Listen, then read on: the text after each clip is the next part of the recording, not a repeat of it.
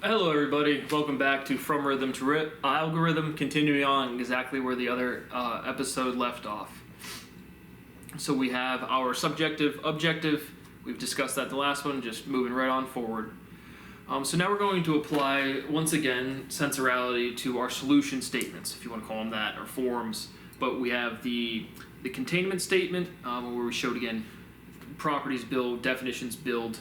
It should be very clear that's intimate to the iteration function of language and how words generate and continue logic in an open environment when you need new words to describe new experiences. So we have this is to that, what that is to this. That middle ground, this is to that, what that is to this. And that's our sensorality, right? A letter is to sensorality, what sensorality is to a sentence. A letter is to a word, what a word is to a sentence. They build each other, so that's what we're getting at there. But we can just now ask that same question, right? Sensorality is to filtration. What filtration is to sensorality? Our sensorality C with our base is to filtration. Right, so can we solve that right now? What is sensorality to filtration? It is, I don't know. What filtration is to sensorality? Again, I can't answer that right now, but it's a clear problem. We're getting there. Asking again, a letter is to a word what a word is to a sentence. What is it? Right? In this case, we can eliminate what. And now we can also write a word versus the word.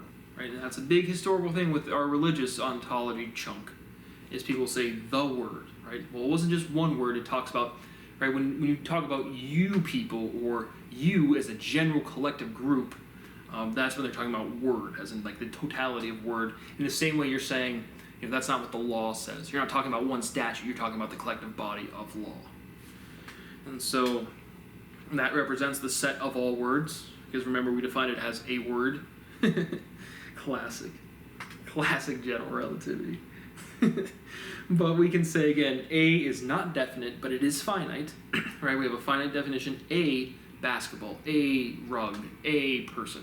Finite, not definite, right? If we have the person, the basketball, the this, the that, the Ohio State University, right? We have something definite and finite. So before we're playing around with infinity, finite, finity, definity, right? So now we can see clearly linguistically, definite is finite with d in front, but the is definite and finite. A is finite and not definite. So we can answer that question. We can say a letter is a basis of a word, and a word is a basis of a sentence. And now you can't see it, but I went back and forth. I scratched that out, and I don't really scratch out much. But I went back and forth between, should I say, a letter is the basis of a word, and the word is a basis of the sentence, of a sentence, or a letter is a basis or the basis. And both didn't really strike me as completely logically correct or consistent. But again, just showing you that I'm moving through this stuff. And again, I do this all day. I mean, it doesn't stop. I produce the results, make them as poignant as I can for that day, and then I put them on the internet. But historically, I do want to say here that you can't realize what doesn't make sense. You can't make sense of something that doesn't exist. And so when you have these deep intuitive realizations, and I hate using the word deep there because it's not like, first of all, it's emergent. but in reality, I mean, it's like saying, like I said before, it's like telling somebody else they can't learn. Anybody can learn. To what level? Again, you might have a different toolbox or maybe not as specialized tools. Speciality, special, classic. But you have to understand the absurdity for me. It's like, you put all of this formality on the internet because it's real, and then you go out into the world and it's real, and then people are just like, this Brad guy, what do we do with this thing? But the point I said that is, you can't realize what doesn't make sense, and you can't make sense of something that doesn't exist, is because when I say special or speciality, I mean, that really, really is intimately related to individuality. And so I'm very confident historically Jesus he had completely derived speciality. He had done axiomatic derivation to this level, a complete logical proof. I don't think so. I'm very confident he got to speciality, and special, you're an individual, talking about the indivisibility. So that was certainly extreme intuition to You can't separate what identity is, and so that's an extremely emergent. I mean, that's fundamental to speciality. So historically, I can say accurately that and confidently that Jesus did know speciality. Did he derive the entirety? No, yes, maybe so. I don't know. Again, there's even big questions on long-scale evolution of words that I logically I can't even like pose things for. For example, like again, just moving on from that. But he did derive that, but almost certainly didn't get to sensorality. Did he get it in its final reduced form?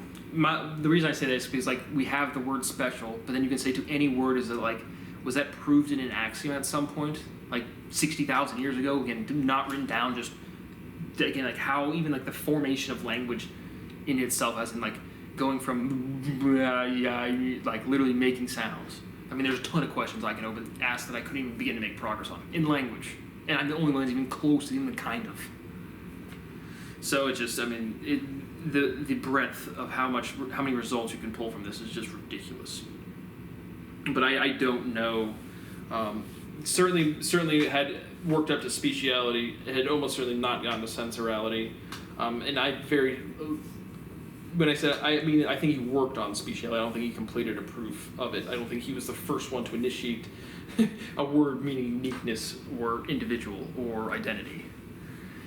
And then more generally, I don't know if you have to have proven these words in some sort of axiomatic thing, because like I said, all of this proofing, it creates so many more, infinitely more open statements than you can address, and infinitely more true statements than you can prove. And so I just don't know. But that is the sort of thing I can say that definitively there. Because like I said, it's like, if you're in the cool club and there's very few people in there, you know everybody in the club. It's like, when you work this intimately with words, you can feel, whether they're dead or alive, you can feel them. And so I wanted to cover that. But that, I just have sensorality with a C is the basis of speciality. The basis of sensorality with an S is speciality. And right, so again, working through this is to that, with that is to this. And that's literally just before we had 3 elements in our trichotomistic, and not a pair, but trichotomistic elements. Then we just substitute that in with words. And you can look at all of my dichotomistic pairs as if I took, again, like I said, they're the operative words of a sentence, of a natural sentence used in conversation, or of an axiom. Either or doesn't matter. But if you just took a sentence and reduced all the verbs and all the adjectives and all the adverbs and all the prepositional phrases, and you just got to the subject and the verb or the other noun that makes, like, is the operative word, I'm just literally just jumping from those things. And there's a ton of them. Again, written down on people's desks. But, so now I'm just expanding that notational form into a sentence. Sensorality is the basis of speciality. The basis of sensorality with an S is speciality. So just trying to connect this, and once we do that, we will get our definition. Come on, I keep saying it, but where is it? Where are you at? It's hilarious. It's like you think you're getting to the end, and there's like another humongous chunk of theory you have to get through. Sweet. But I can also talk about, like, I mean, I'm probably sure they're doing this, but I'm so fluid in what I'm doing that like, I'm literally limited by input, meaning I can't like speed up or slow down. It's just I have to synthesize a certain amount of data to get to another axiom, which I'm sure they're tracking. But like I can't speed up or slow down the process. There's nothing I can do. I'm working at maximum intellectual capacity that you could have. It is just how the world works. The final definition must apply to all domains immediately. Right, I said I have to be able to say something. It's even past saying something quickly to you in a bar and you immediately understanding it. It's a simple physical demonstration and me literally pointing at the words and saying, this is what represents that. And that will be the finality of it. But it must apply to everything in its entirety. So now let's, again, forget all the super fundamental stuff. We're in 3 dimensions. Speciality is our basis, meaning things are differentiating, whether it's the repulsion of the magnetics of the galaxies pushing each other away for the expansion of the universe, which is still not dark energy. It's definitely magnetic repulsion. But anyway, so you start with speciality, differentiation in its entirety. Then you have sensorality. We're iterating. We're taking speciality as the middle to speciality as the beginning, because everybody that I'm talking to or listening to this is self-identifying, right? So your basis, whether it's objectively real or not, and it isn't objectively real, you can determine objective reality, but you are a subjective person. So speciality is our basis in our notation. And again, I read left to right, so the basis in my notation is the left element. So you start with speciality, 3 dimensions, open systems, change form, mass and energy are exchanging through momentum. But what subjects in school, what was the order of emergence of subjects in school? Like literally math, physics, science, English. So you have reality. Again, existence is existence outside of somebody observing it. A tree makes a noise when it falls in the woods, regardless if someone's around to observe it. But you just have things that exist. We exist in this world. And so even before we formed language, even before you did mathematics or music, well, music's fundamental. They're all, again, making differentiations that don't make sense happen too. But again, I'm a person, again, like I said, I don't know clearly I don't know everything. But I can't do what I do with synesthesia just willy-nilly. Like, I can't just pick what to choose. Like, I don't pick the right answers. There are right answers in the world. Things do exist. But I can't get everything in order every single time. But you have reality, just something that exists, and then you have intuition, right? You exist in the world. So you're exposed to the physical, you're composed from the physical, by physical elements that are physical things in abiding the physical laws. And so you're doing physics before, right, when you're moving, when you're learning to walk and speak, you're doing physics in the most fundamental sense. And so you're exposed to the physical world first. That obviously includes music, so that was a bad example. But you have your empirical world, then you trying to make sense of it. Even before the word logic, you're trying to make sense of the world. You're trying to reason. You're trying to say this, and this. Even before words, you're just the concept of being in an environment trying to establish efficiency. You're a caveman and you're hungry, and there's a clam and you need to get inside it, so you hit it with a rock, and then you create a spade or a tool or a knife. So you have a problem, you have reality, you have a problem before any words, and you're just trying to solve that. So you have the concept of logic. You have the empirical environment that makes you think to do something more efficiently and forces you to speak or make a sound or vocalize. So you're really exposed to physics first, and then logic as a result of that exposure to physics is where words come from. Or really, again, just consistent structure, right? We've proven the consistency of language. We've demonstrated it, which is extremely poignant, especially for the first time of speciality, for the people that were on that one. But you're just trying to make sense of things. And then from the concept of logic, you get, again, words, mathematics. Again, language consumes mathematics. As there's more letters than there are numbers, there's more elements. But what we've done is we've really proven that logic exists by demonstrating the consistency of language. So it's not like you probably were like, wow, that was cool. But in the same way, it's like termination ends. Don't you get it? If it's terminating, it's ending. Then you just stop doing everything. Because if you don't stop doing anything, you're continuing, therefore not ending. And so again, showing you that's the reverse. It's the correct way, but it's the reverse of logic. Of the, this is not a pipe, or this statement is false, right? It's the correct answer to that type of intuition, or the correct resolution. But logic exists. So we've proven that. And you're probably just like, the fuck?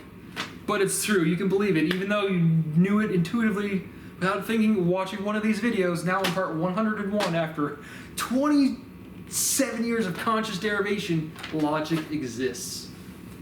Look at me. Moving on. But reality limits speciality, right?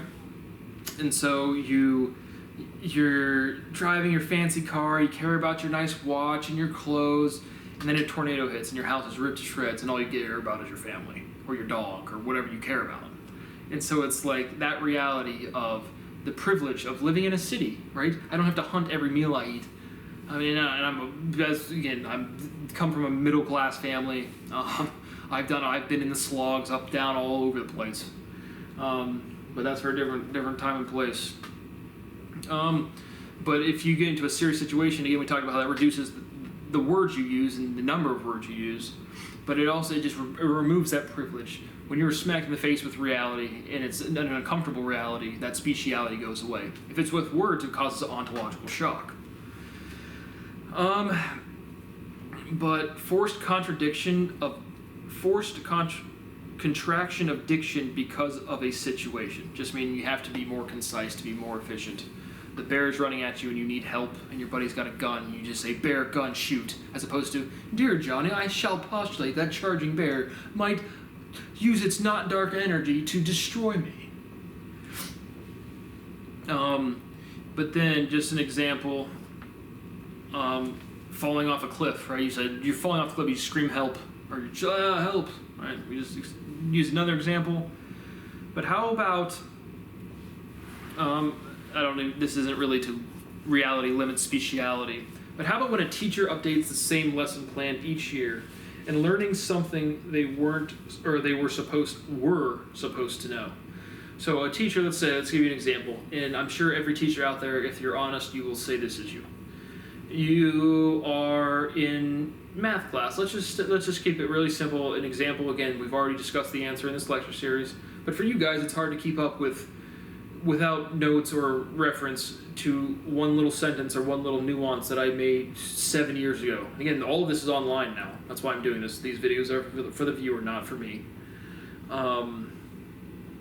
But what was I going to say? Oh, I was going to do something. Oh, I had it. Oh, teachers learning. Oh, but let's say you're a teacher out there and you teach mathematics. I guarantee you, if you're honest, you'll say it, or if you're so new, it hasn't happened. But you're going to learn something you were supposed to already know. Meaning, you went through math class, and sure, your teacher put an A on it, but you didn't really intuitively get to the point where you're like, I know this. You just passed the class, and then you learned it as a teacher. And the way you learned it as a teacher is you were explaining it to your students. And you were feeling good, and you were explaining it, and you were feeling good about that explanation, and then you said a single word, and it was like, aha, that was the word I was missing for that definition or that explanation. Right, teachers? You learned something you were supposed to know, and then you actually learned it when you were teaching. Don't lie, because it's true. But that's why I do these things. That's why I speak it out loud. Not because I have to speak it out loud to a camera and put it on YouTube, because I'm not allowed to go to conferences. I'm not allowed to talk to other people. So that's what's going on there. But why did I say that? But also, again, updating the lesson plan. The biggest result was that you get into a position where you're teaching something you don't know, and then you learn it, and it's just like, well, then what were you teaching before? Right? You weren't teaching you. You were teaching not your insight, but just something else that somebody else had, and you didn't understand it. And so you literally have to specialize. You literally have to differentiate it. Not in a good or a bad way, just a different way. And then you realize that's not one teacher. That's every human being. And so we've fucked the entire educational system because of privilege, because of entitlement, and because of projection. It's like the physicists were going to kind of change the world one day, maybe in the near future. And you just get the most bogus bullshit ever. God. I don't even think of what the fuck. Alright, so I'm probably going to end it here today. I got probably about another 3 sections to get through. That will probably be the episodes for tomorrow. Again, typically do 2 filming sessions or something. I don't know. But I was moving all day, and so I got a lot written down, and I didn't get to formalize it into a nice little video. So again, our big results, we have logic exists, we proved that, we can say that definitively. We had our sensorality and objectification and personification, cross-multiplication result, which was cool. I'm not sure what to make with that. We talked about and the difference, and trying to connect speciality and sensorality once again. Thank you for watching, and I will see you tomorrow.